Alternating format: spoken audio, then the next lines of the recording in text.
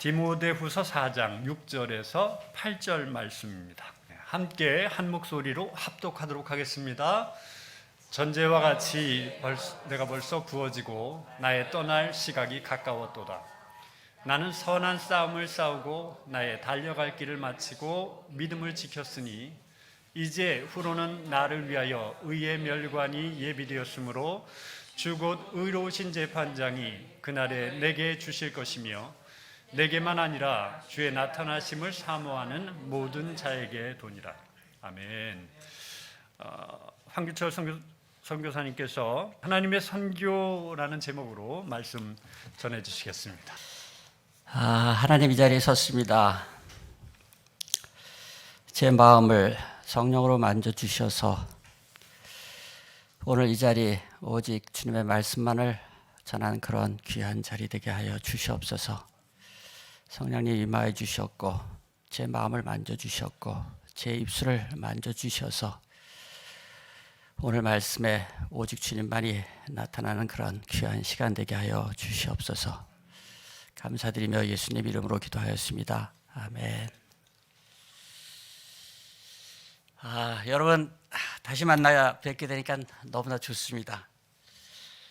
이렇게 한국에 들어와서 소식을 들으니까 한국도 코로나로 많은 어려움을 겪고 있다는 소식을 듣고 있습니다. 항상 어려운 중에도 중보와 후원으로 도와주시고 은혜를 나눠주신 것에 대해서 우선 먼저 진심으로 감사를 드립니다. 저는 15일 전에 한국에 도착했습니다. 2주간 자가격리를 끝내고 이제 PCR 검사를 2번이나 받고 음성 판정을 받고 아주 깨끗한 몸으로 이 보혈로 씻은 것 같은 그런 모습으로 주 앞에 여러분 앞에 이렇게 섰습니다. 설교 요청을 받고 굉장히 많이 망설이다가 수락을 했습니다. 이 자리에 섰지만 사실상 좀 두렵고 떨리기도 하고 또 이 자리가 여러분들과 함께하는 이 자리가 정말 은혜의 자리가 될 걸로 믿고 있습니다. 캄보디아는 최근에 갑자기 코로나가 번지기 시작해서요. 대단히 어려운 상황에 있습니다. 방역이나 예방이나 치료 이런 것들이 전혀 준비가 안 된 나라이기 때문에 어수선하고 많이 혼란스러운 그런 상황입니다. 그들이 할 수 있는 방법은 가장 간단한 방법으로 지역을 봉쇄해서 다니지를 못하게 하고 아무것도 못하게 하고 또 주민들이 아우성을 치면은 간간히 이제 쌀이나 또 먹을 것을 이렇게 나눠주지만 굉장히 어려운 시간들입니다. 어쩔 수 없이 이동을 못하기 때문에 매립장에서 행해지던 모든 사역들, 교회 사역이라든가 학교 사역, 또 진료 사역, 구제 사역 이런 것들이 잠시 중단이 되었지만 통제가 되지 않음에도 불구하고 저희 팀들이 지난주에 가서 특별 허가를 받고 지난주에 가서 쌀도 나눠주고 또 마스크도 나눠주고 또 양식도 나눠주고 하면서 우리가 맡은 사역의 일들을 계속 감당을 하고 있습니다. 통제를 하고 또 매립장에서 쓰레기를 준다 하더라도 이제 팔 수 있는 길이 없으니까는 하루 먹고 하루 살아가는 그런 사람들이 굉장히 어려움에 처해 있어서 우리가 이 규제나 이동을 못하게 해서 우리의 손길이 그들을 돕지 못하더라도 하나님께서 직접 그들을 도울 수 있는 그런 것들이 나타나기를 기도하고 있습니다. 저희 매립장 마을은 참 놀라게 변화가 되고 있습니다. 작년에 큰 홍수를 맞이했음에도 불구하고 많은 변화가 되고 있습니다. 매립장 주민들은 홍수가 났을 때 그 침수를 피해서 쓰레기산으로 다 도피를 했었고요. 또 쓰레기를 줍지도 팔지도 못해서 생계에 많은 어려움을 겪고 있었습니다. 그때도 저희가 스티로폴로 만든 엉성한 배를 타고 들어가서 많은 은혜를 나눴습니다. 그들이 먹을 수 있는 쌀도 주고 또 말씀도 전하고 또 올라가서 또 구제 사역도 하고 의료 사역도 하고, 아마 그때 그들이 평상시에도 그러한 나름도 있었고 또 구제도 있었지만 그 시간에 그들이 받았던 아마 큰 은혜와 감동이 있었던 것 같습니다. 홍수가 끝나고 피해 복구가 끝나고 다시 사역이 시작이 됐을 때 전과 달리 학생들도 굉장히 많이 오고요. 그래서 저희가 감당을 못할 정도로 학생들이 많이 와서 또 교회도 더 부흥이 되고 또 그들이 마음을 열고 이렇게 다가오는 모습들이 보였습니다. 저희가 매립장 사역을 시작한 것은 그들에게 물론 일용할 양식을 전해서 그들이 생계의 어려움을 하는 목적도 있지만 가장 큰 것은 하나님의 복음을 전해서 그들이 어려운 중에서도 복음을 누리고 또 천국 소망을 가지고 살아가고 또 우리 공동체가 예수 마을이 되는 것이 우리의 사역의 목적이었기 때문에 그런 것들을 계속 이어가고 있습니다. 그렇게 수고를 했는데 그런 많은 학생들이 나오고 또 많은 은혜를 같이 나누니까 우리의 사역이 주 안에서 우리의 사역이 결코 헛되지는 않구나 하는 또 그런 기쁨을 누리기도 했습니다. 이번 나오기 전에 그 매립장 청소년들은 저희가 지금 하고 있는 학교는 초등학교까지 이렇게 받고 있는데 물론 거기는 나이가 된다고 해서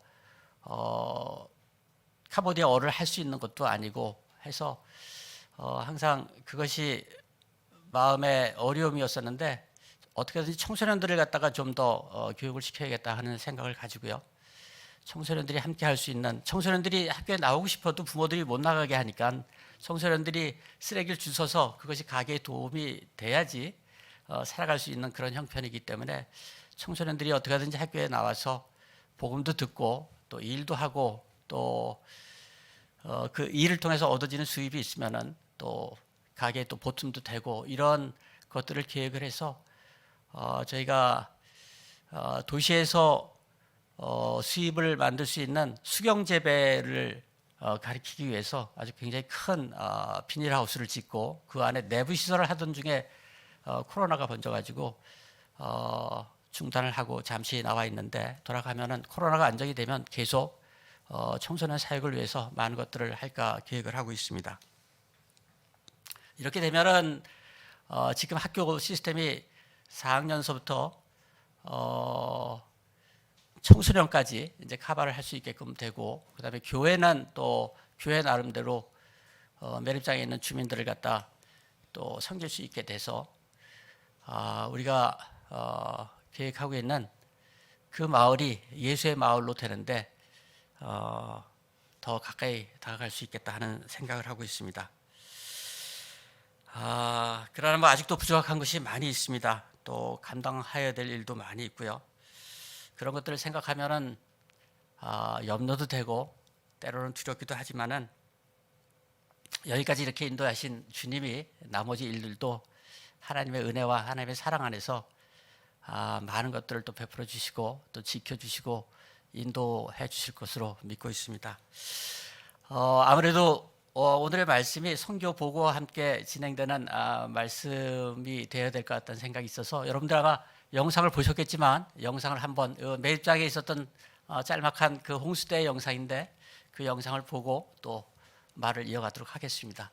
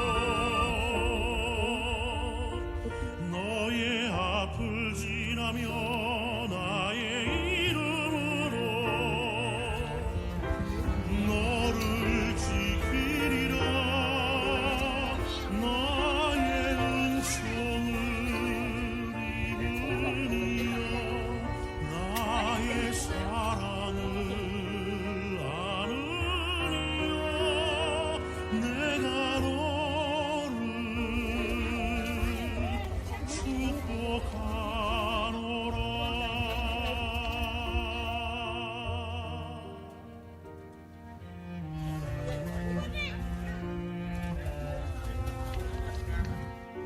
Thầy của anh Châu mà xin nữa.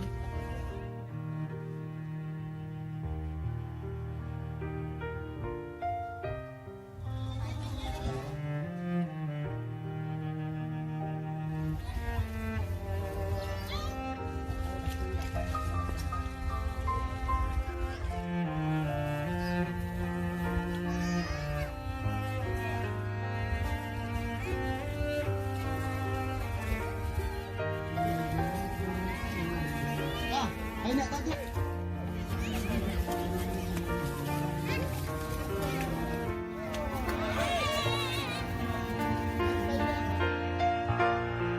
내가 너로 평쾌하며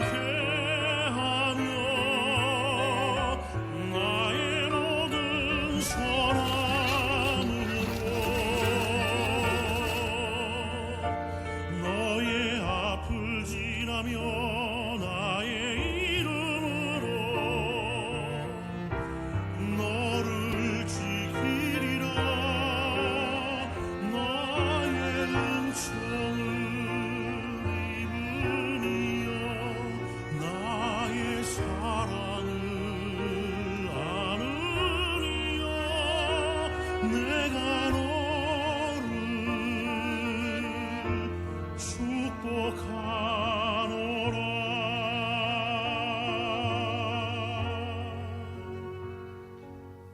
내가 너를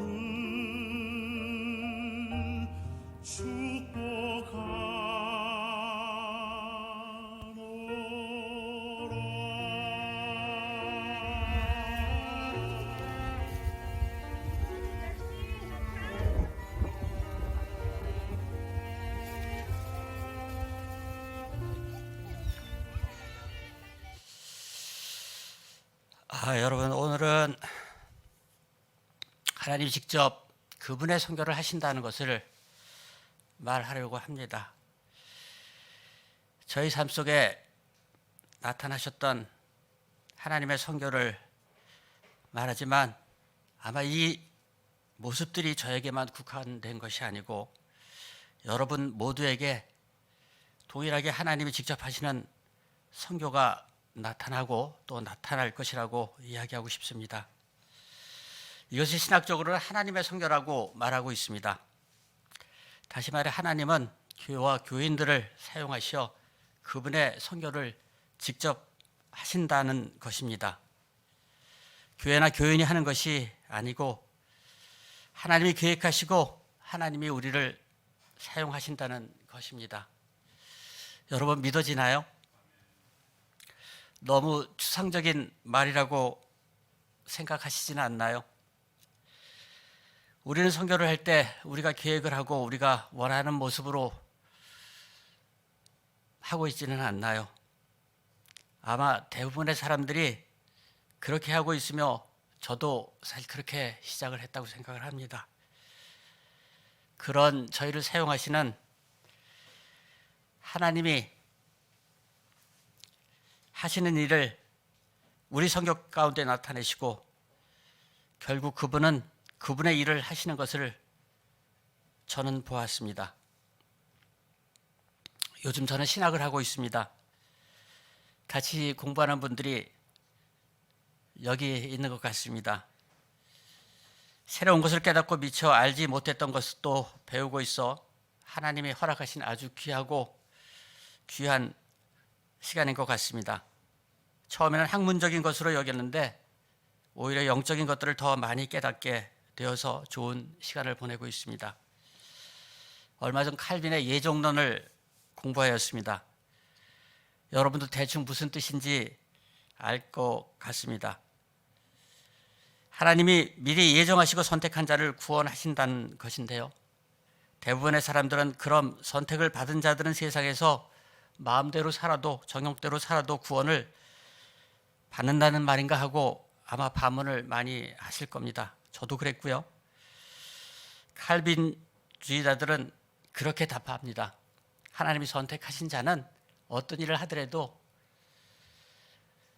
그가 정욕의 길을 가지 않고 결국은 하나님의 길을 가기 때문에 하나님이 예정한 자는, 선택한 자는 반드시 구원을 얻는다고 그렇게 얘기를 하고 있습니다. 저는 어려서부터 가난하고 고통받는 사람들을 보면 마음이 아주 많이 아팠습니다. 또 어려서부터 신기한 영적 체험도 많이 했습니다. 어려서의 크고 작은 사고, 그리고 커서 겪었던 여러 삶의 사건 속에서 누군가의 보호를 받고 사는 것을 많이 느끼곤 하였습니다. 그때는 잘 몰랐는데 이제 뒤늦게 돌아보면서 그 모든 것이 하나님이 하셨고 나의 생각까지도 하나님이 주장하신다는 것을 깨닫게 되었습니다. 세상 삶이 우리의 생각대로 사라지지 않는다는 것은 아마 여기에 계신 여러분들이 이미 경험을 하셔서 아마 알고 계시리라고 생각을 합니다. 그러나 그 내 마음대로 되지 않는 그 삶까지도 하나님께서 주장하시고 그렇게 인도하셨다고 저는 믿고 있습니다. 학교 생활을 마치고 사회에 발을 들여 놓으면서 정신없이 살았습니다. 그러나 항상 마음에 꿈꾸던 선교적인 삶을 살기 위해 남들이 최고의 직장이라고 여겼던 그런 자리를 그만두고 사업을 시작하게 되었습니다.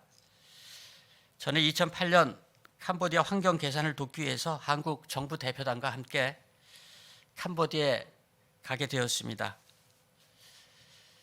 그리고 그 당시에 매립장을 보았을 때 정말 그 매립장의 어려운 모습들, 정말 살기 어려운 그런 모습들을 보고 어떻게 하면 이들을 도울 수 있는지를 생각하게 되었고요.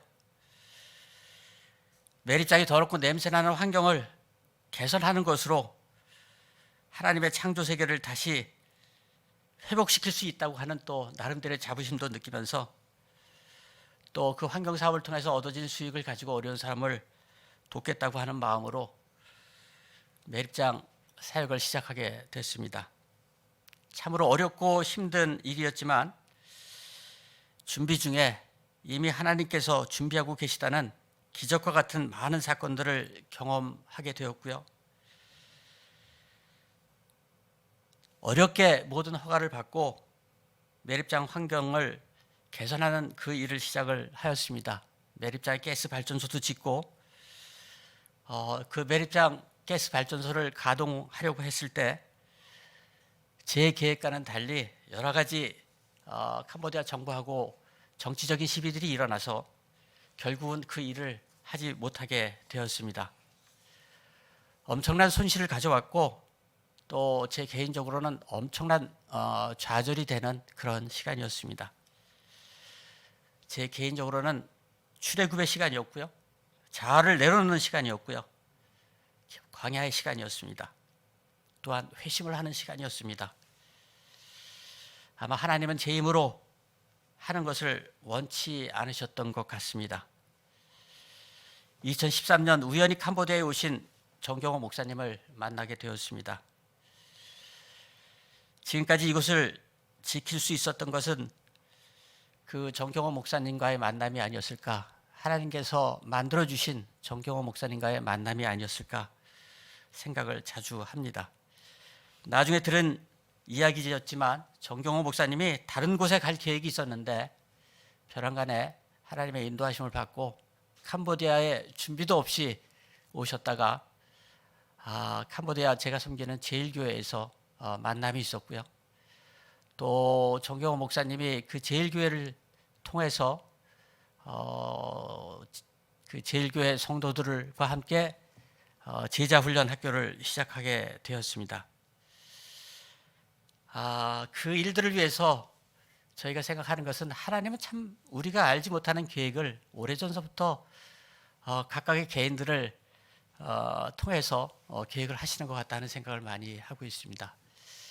저희 아내가 캄보디아에 오기 전에 오래전서부터 제자훈련 학교를 섬기고 있었는데 한 10년을 섬기다 캄보디아에 왔는데 과연 한국에서 그런 훈련을 통해서 경험됐던 그 하나님의 일들을 어디에 쓸 수 있을까 하는 생각을 가지고 왔는데 그렇게 하나님께서는 정경 목사님을 통해서 제자훈련 학교를 시작하게 하셨고 또 제일교회 많은 성도님들이 그 제자훈련 학교를 통해서 많은 은혜를 받고 제자의 삶을 사는 결단을 하게 되는 놀라운 일들이 있었습니다.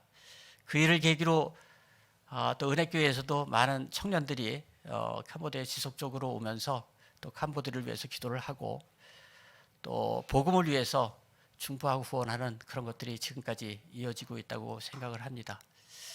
이러한 일들이 지금까지의 일들로 끝나는 것이 아니고 앞으로도 하나님께서 계획한 모든 것들이 이 은혜교회와 또 캄보디아 매립장을 통해서 놀라운 일들을 하시지 않을까 하는 믿음을 가지고 바라보고 있습니다. 그리고 하나님은 하나님의 사람들을 보내서 많은 일들을 하시게 하였습니다. 하나님의 방법으로 새 일을 하게 하셨습니다. 매립장이 처음 계획했던 일이 아닌 하나님의 일들이 세워지기 시작하였습니다. 조그만 교회로 시작하는 듯 하였지만은 필요한 사람들을 보내시고 재정을 부어주시고 학교가 세워지시고 진료소가 세워지고 또 아이들과 주민들을 먹일 많은 것들을 하게 하셨습니다. 캄보디아에서 지내온 지난 13년간의 이야기입니다. 내 힘으로 하겠다 하는 사업을 주저앉히시고 그 자리에 하나님은 하나님의 방법과 하나님의 재정으로 하나님의 일을 여섰습니다. 가난하고 병든 자들을 먹이셨으며 복음을 전하는 일이며 하나님 방법으로 하나님이 직접 하시는 것들을 보게 하셨습니다. 시편 46편에 보면 너희는 가만히 있어 내가 하나님됨을 알지어다. 온전히 모든 것을 내려놓자 하나님은 하나님의 방법으로 세기를 여섰던 것입니다. 이사야 45장은 또 말을 합니다. 내가 너보다 앞서가서 험한 곳을 평탄케 하며 논문을 쳐서 부수며 쇠빗장을 꺾고 내게 흑암 중에 보호와 은밀한 곳에 숨겨진 재물을 주어 내 이름을 부르는 자마다 나 여호와 이스라엘의 하나님임을 알게 하리라. 캄보디아에 올 때 제게 처음 주셨던 말씀이었습니다. 사실 이 말씀을 처음 들었을 때 무슨 말인지를 알지 못하고 무슨 말인지를 깨닫지 못하였지만 캄보디아에 지나는 여러 시간들을 통해서 하나님이 이 말씀을 왜 주셨는지를 마음속 깊이 새기고 있습니다. 나의 힘으로 할 수 있는 것이 아무것도 없다는 것을 알게 하셨고요. 내가 알 수 있는 것도 아무것도 없다는 것을 깨닫게 하셨습니다.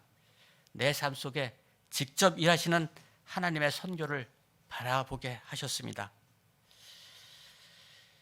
여러분들 아시는 것처럼 저희 사역 현장은 캄보디아 프놈펜에 속해 있는 당까오라고 하는 매립장입니다. 프놈펜 시내에 모든 쓰레기가 하루에 4,000톤씩 쓰레기 차로 한 500대 분량의 쓰레기가 들어오는 곳입니다. 주변에는 약 500가구 한 2,000명의 사람들이 살아가고 있고요. 스러운 쓰레기를 주워 살아가고 있습니다. 비위생 매립장이기 때문에 냄새와 또 먼지, 더러운 물들이 항상 질퍽한 그런 아주 열악한 곳입니다. 온 가족의 쓰레기를 줍지 않으면 살 수 없는 그런 곳입니다. 어린 아이들도 쓰레기를 줍고 있습니다. 주로 낮에는 어른들이 쓰레기를 줍고 저녁에는 어린 아이 청소년들이 쓰레기를 줍고 있습니다. 삶이 어렵다 보니 많은 사람들이 알코올과 마약을 하고 있으며 아이들에게는 외상과 피부병으로 일상이 어려움을 겪고 있는 그런 곳입니다. 일부 학생들이 일반 학교를 다니려고 하지만 학생들이 왕따를 시켜서 결국은 학교를 다니지 못하게 되고 결국 포기를 하게 됩니다. 청소년들은 한밤중에 쓰레기를 줍다 마약을 하고 같이 둥글다가 어린 나이 15살, 16살이면은 아이를 가지고 또 그 아이들이 그 쓰레기 더미에서 또 성장을 해 나갑니다. 사역을 처음 시작할 때에는 매립장 뚝방에 텐트를 치고 아이들을 불러 먹이고 돌보았지만 또 의료 사역은 쓰레기를 줍는 사람들 곁으로 다가가서 치료를 하였습니다. 그러나 이동식 사역의 한계를 느껴 매립장역 바로 옆에 가장 열악한 빈민 마을에 부지를 확보하고 교회를 먼저 시작을 하였습니다. 또 필요에 따라 학교 진료소를 차례로 지으면서 관련 사역들을 이어가고 있습니다. 함께 사역하는 사람들은 그곳을 예수의 마을로 만들기 위하여 함께 자원하며 섬기고 있습니다. 우리 모두는 이곳을 부르심의 장소로 믿고 있습니다. 하나님이 보내셨다고 믿고 있습니다. 그분이 보내셨기에 모든 필요를 그분이 채우시고 풍성히 사역을 하게 하신다고 믿고 있습니다. 최근에는 생각지도 않았던 일들이, 기이한 일들이 일어나고 있습니다. 정치적 시비로 10년간 중단되었던 그 사업이 매립장 환경을 다급히 개선하지 않으면 안 되는 그런 상황으로 변화하게 돼서 캄보디아 정부에서 도움을 요청하고 있습니다. 그러나 이미 10년이 지나 모든 것을 다 잃고 아무것도 제 힘으로는 할 수 없는 그런 상황입니다. 어떻게 받아들여야 할지 많이 기도하고 있습니다. 하나님이 창조 세계를 회복하는 일을 다시 일으키시려고 하시는 것인지, 매립장의 어려운 사람들을 새로운 방법으로 도우려 하시는 건지 아직은 알 수가 없습니다. 무슨 일이 일어날지 전혀 알 수가 없습니다. 다만 하나님이 하시는 선교임을 믿기에 온전히 그분께 내어드리려고 합니다. 잠잠히 하나님이 하시는 일을 보려고 합니다. 비즈니스 선교도 하나님이 직접 하시는 하나님의 선교라고 믿습니다. 하나님의 선교의 원뜻은 창조에서 새 창조까지 하나님의 뜻을 이루는 모든 것이라고 믿고 있습니다. 어느 날 내 삶 전체의 삶 속에, 나의 선교의 현장 속에 계신 하나님을 알게 되면서 하나님이 직접 하신다는 것을 알게 되었습니다. 영상을 하나 더 보고 또 다음 말을 이어가도록 하겠습니다.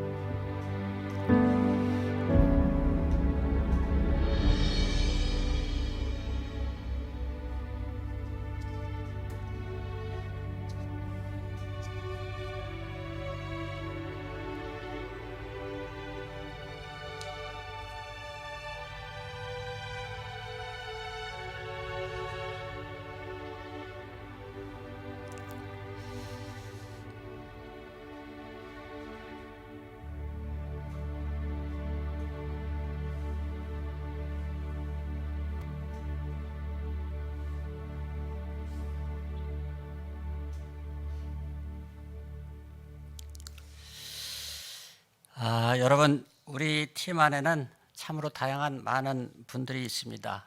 모두 한국분 12명, 선교사도 있지만 대부분 제자훈련 때 같이 훈련을 받았던 사람들이고요. 모두가 다 선교사적인 삶을 살아가는 평신도들입니다. 일상을 주께 드리는 삶을 살아가는 사람들입니다. 그리고 현지인들이 12명이 있고요. 또 주로 이제 교사와 이제 행정요원들이 현지인들이 봉사를 해주고 있고요.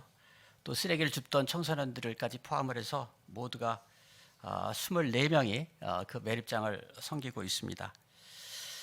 앞으로 더 많은 일들이 있기에 더 많은 사람들이 함께 주님을 그 매립장을 섬기는 그런 일들이 있었으면 좋겠다고 하는 기대를 하고 있습니다. 그러나 쓰레기가 점점 많아져서 그 매립장이 앞으로 길어야 3년 정도밖에 사용을 못할 것 같습니다. 그래서 캄보디아 정부에서 또 다른 곳에 매립장을 준비를 하고 있는데 아마 그 사람들은 쓰레기를 주워서 사는 사람들이기 때문에 매립장이 다른 데로 간다고 하면은 아마 그 사람들이 또 그것을 따라가지 않을까 생각을 하고요. 저희도 그러면 또 그것을 따라가야 되나, 또 어떻게 사역을 해야 되나, 하나님의 뜻은 어디에 있나 많은 생각들을 하고 있습니다. 저는 개인적으로 베드로 사도를 참 좋아합니다. 인간이 연약한 자라 대부분의 사람은 완벽한 사람보다는 가끔씩 부족해서 쓰러지고 또 망가지기도 하는 그런 베드로를 많은 사람들이 좋아하는 것 같습니다. 주님이 십자가에 돌아가시고 베드로는 낭망을 해서 다시 업으로 돌아가서 갈릴리 호수에서 고기를 잡을 때 주님께서 다시 나타나십니다. 여러분들 뭐 잘 아시겠지만 요한복음 21장에서는 그것을 잘 말씀해 주시고 있습니다. 갈릴리 호수에서 고기를 잡을 때 주님께서 나타나셔서 밤새도록 한 마리도 잡지 못한 베드로와 그 동료 어부들에게 그물을 던지라 해서 믿음으로 던져서 많은 고기를 잡게 하시고, 또 주님께서 손수 아침을 준비를 해서 베드로에게 또 그 동료들에게 먹이십니다. 그러면서 베드로에게 묻습니다. 네가 나를 사랑하느냐? 네가 나를 사랑하느냐? 네가 나를 진정 사랑하느냐? 그렇게 묻습니다. 베드로가 답변을 하죠. 주님, 내가 주님을 사랑하는지 주님은 잘 아십니다. 내가 주님을 사랑하는지 주님은 잘 아십니다. 내가 주님을 사랑하는지 주님은 잘 아십니다. 그렇게 답변을 합니다. 주님께서는 내 양을 먹이라고, 내 양을 치라고, 내 양을 먹이라고 그렇게 말씀을 하십니다. 그리고는 주님께서 베드로에게 내가 진실로 진실로 내게 이르노니 내가 젊어서는 스스로 띠띠우고 원하는 곳으로 다니지만은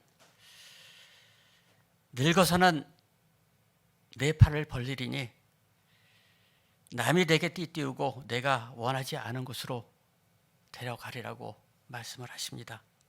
아마 여러분 너무도 잘 알고 있는 구절이라고 생각을 합니다. 그 다음 베드로가 어떻게 변신이 되는지는 아마 여러분들 잘 알고 있으리라 생각합니다. 베드로가 오순절 성령 강림을 받고 그 삶이 어떻게 변했는지 우리는 너무나 잘 알고 있습니다. 베드로가 말씀을 전하자 3,000명, 5,000명이 죽게 나오는 놀라운 기적과 같은 일들이 벌어집니다. 그리고 그 베드로는 천국 열쇠를 가지는 그런 권세도 받습니다.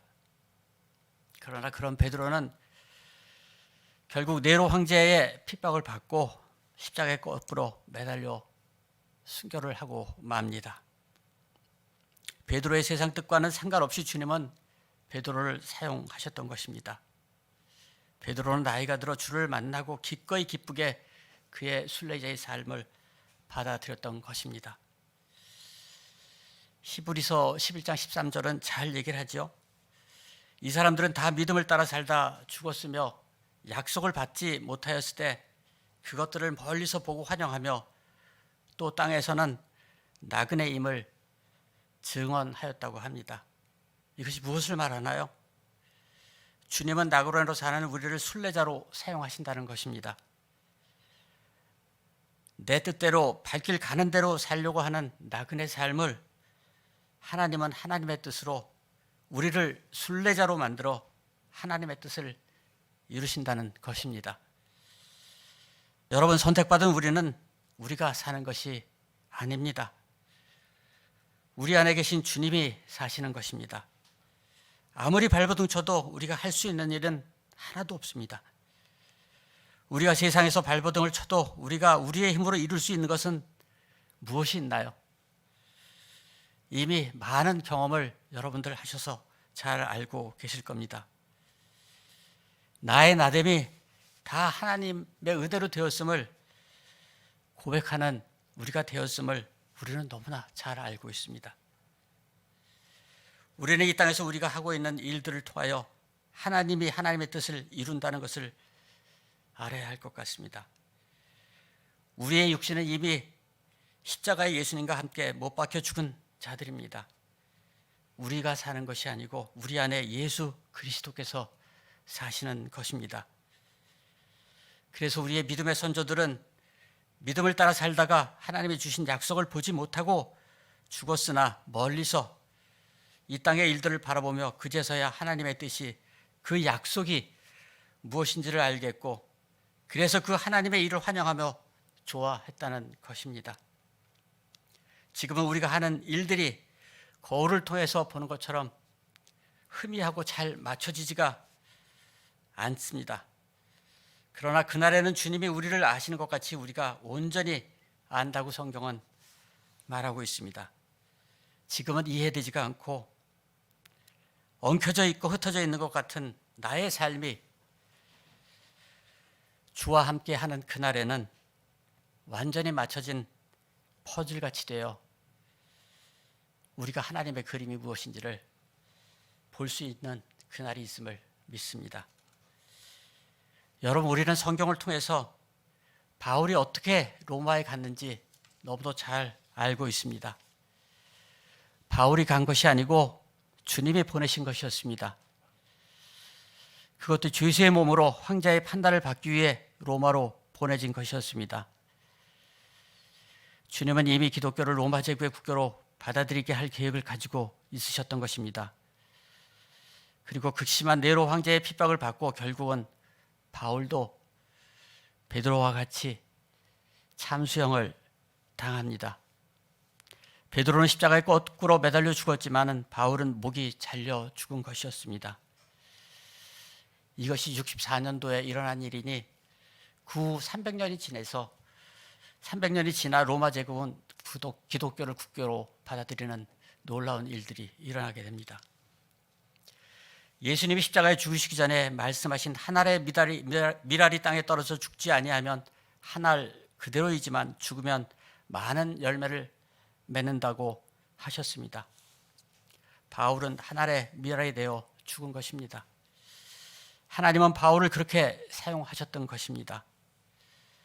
바울은 죽고 주님 앞에 그것을 보고 그래서 나를 부르셨구나 하면서 아마 그 일을 환영하며 기뻐하지 않았나 생각을 해봅니다. 여러분, 바울이 선교의 모든 여정을 마치고 마지막으로 남긴 서신이 디모데의 후서임을 여러분은 잘 알고 있을 것입니다. 우리가 오늘의 성경 구절을 읽었던 것처럼 전제와 같이 내가 벌써 부어지고 나의 떠날 시간이 가까이 왔노라. 나는 선한 싸움 다 싸우고 나의 달려갈 길을 마치고 믿음을 지켰으니 의의 면류관이 예비되었으리라. 여러분, 우리의 일상이 우리의 전체의 삶이 주님 앞에 전제처럼 부어지기를 소원합니다. 우리의 전체의 삶을 통하여 하나님이 하신 모든 일들이 고백되고 간증되어 우리를 통하여 하나님의 나라가 세워지고 또 우리가 증인으로 종으로 우리의 목숨을 다하는 날까지 주님 앞에 서기를 소원합니다. 기도하겠습니다. 아버지 하나님, 아버지 하나님의 사랑을 전하였습니다. 아버지 하나님의 은혜를 전하였습니다. 아버지 하나님이 행하셨던 모든 것을 전하였습니다. 물이 바다 덮음같이 하나님의 영광을 인정함이 온 세상에 가득할 때까지 달려가는 우리 모두가 될 수 있도록 우리와 함께 하여 주시고 우리를 인도하여 주시고 우리를 지켜 주시옵소서. 감사드리며 모든 말씀 주 예수 그리스도 이름으로 기도드렸사옵나이다. 아멘. 감사합니다.